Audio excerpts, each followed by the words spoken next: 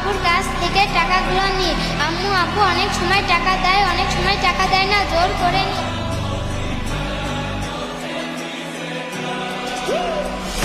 14 জুলাই 2025। উপদেষ্টা আসিফ মাহমুদ তার Facebook profile থেকে নিশ্চিত করেন, ই স্পোর্টসকে ক্রীড়া হিসেবে স্বীকৃতি দিয়েছে যুব ও ক্রীড়া মন্ত্রণালয়।